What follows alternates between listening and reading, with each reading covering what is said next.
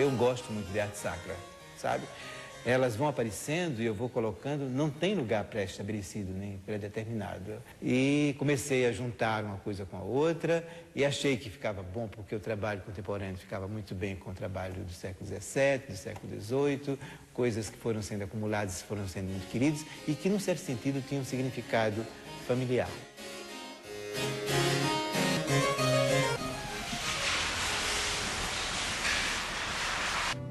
Alagoano da cidade de Anadia, Rogério Gomes estudou medicina.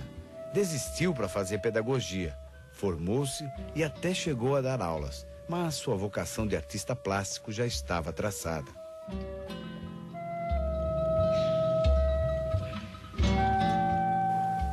Olha, eu comecei a me descobrir do momento em que me pediam para escrever e eu escrevia e depois desenhava alguma coisa, porque eu achava que só escrevendo não traduzia o que eu estava pensando. Eu me lembro. Esses são os desenhos, alguns desenhos básicos, fundamentais. E aqui a maquete que foi feita. E na medida em que você passa essa capinha de resina básica, de termincolor, né, as imperfeições começam a soltar, começam a largar, começam a desaparecer e o campo fica pronto para ser trabalhado. Para não parecer um clichê, mas Hélio de Sica foi fundamental.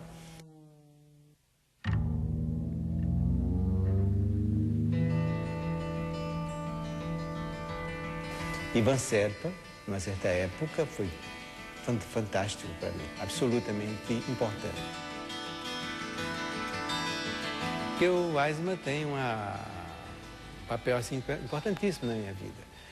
Talvez tenha sido um primeiro impacto assim, no ateliê grande, em termos de trabalhos do tipo do que o Weissman faz e que tem muito a ver com a minha cabeça, com as minhas ideias, com os meus conceitos. Sempre que passo por aqui, nesse corredorzinho da escada, que eu olho para o Weissman, me dá um prazer muito grande ter ele conhecido. Olho para o meu trabalho e digo, olha, valeu a pena ter conhecido o velhinho.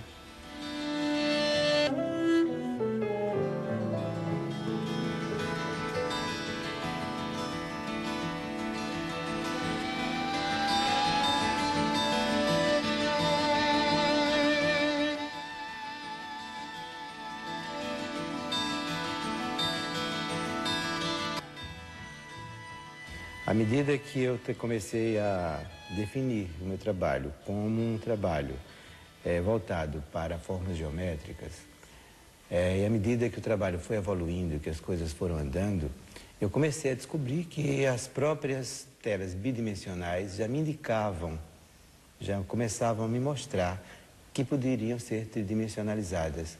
Então foi um processo muito lento, nada traumático, muito simples, onde as próprias formas pediam para que isso acontecesse.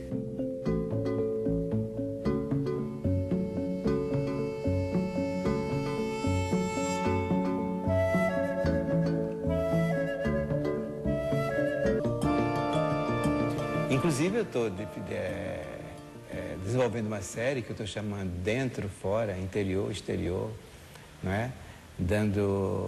Porque eu me preocupo muito com essa coisa também de achar que o homem tem duas possibilidades, aliás, dois lados, vamos dizer assim, o lado interno e o lado externo. O lado externo é aquilo que é a máscara, aquela coisa que está ali, que todo mundo vê, que todo mundo olha, mas existe uma coisa que é o interior das criaturas, o interior das coisas, o interior do mundo, que nem sempre representa necessariamente aquilo que é mostrado.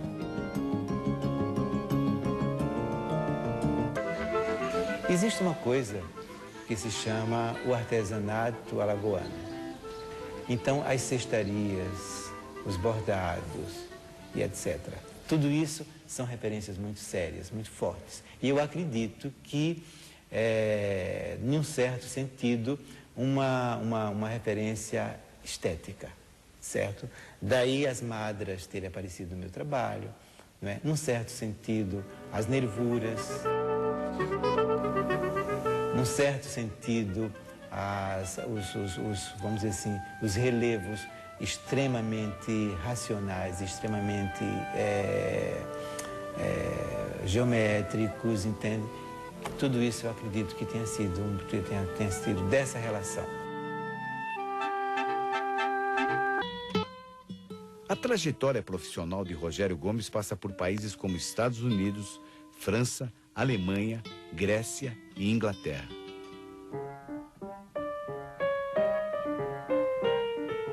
Uma certa ocasião, o Cirão Franco estava fazendo uma exposição aqui em Maceió e apareceu lá no meu ateliê, que não era aqui, não era esse aqui, era outro ateliê, lá em cima no Farol. E nós batemos um papo muito bom, foi uma coisa, e disso surgiu uma amizade muito interessante. O branco explode com a luz. O preto, ao contrário, se retrai.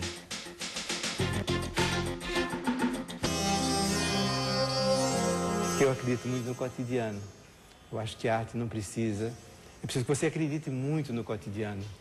E acreditando nele, você pode realmente resolver certas coisas básicas, não apenas técnicas, mas de possível e possibilidade de novas ideias. O que você vê, no que você...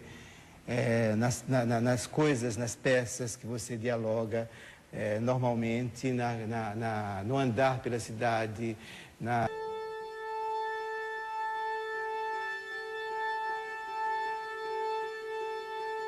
Eu acho que eu estou trabalhando a cor por outras dimensões, porque independente do meu estado de espírito, não sei, estar triste ou menos triste, eles aparecem, o preto apareceu como uma necessidade normal, natural.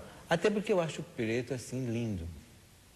Eu acho maravilhoso, independente da emoção que ele possa passar na psicologia das cores, entende? Eu acho que o preto dá distinção ao trabalho, dá distinção às formas, dá distinção às peças. Preto, para mim, é cor, não é ausência. Preto é uma cor especial, extremamente especial.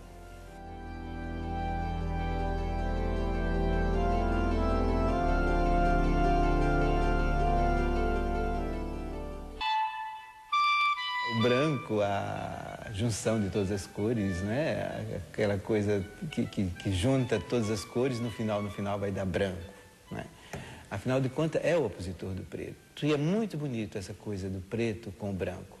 E tem algumas peças em que eu uso preto e branco exatamente para dar esse contraste. Porque eu acho que não existe contraste mais eficiente, tão contraste quanto o preto e o branco.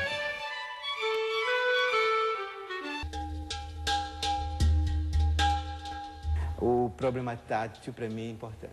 Quando eu estou fazendo a minha peça, essa coisa de estar fazendo, estar compondo, estar tendo esse momento tátil com ela, é fundamental. Ela começa a fazer mais parte de mim ainda.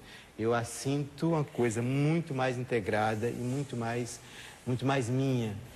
Quanto mais você interage com o seu cotidiano, quanto mais você interage com a sua região, quanto mais você tem esse processo de diálogo com o seu torrão, com as suas coisas, com as coisas que estão ali e que fazem parte desde a sua infância. Eu estou habituado a ver isso desde a minha infância. Depois tem o mar verde, maravilhoso, com aquele horizonte reto, a se perder de vista, entende, sem interferência nenhuma, tanto o horizonte do mar quanto o horizonte da lagoa.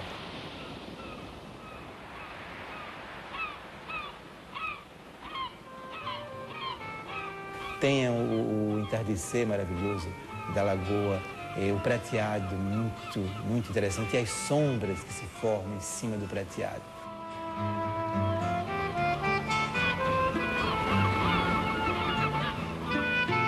Quanto mais você é regional, mais universal você é.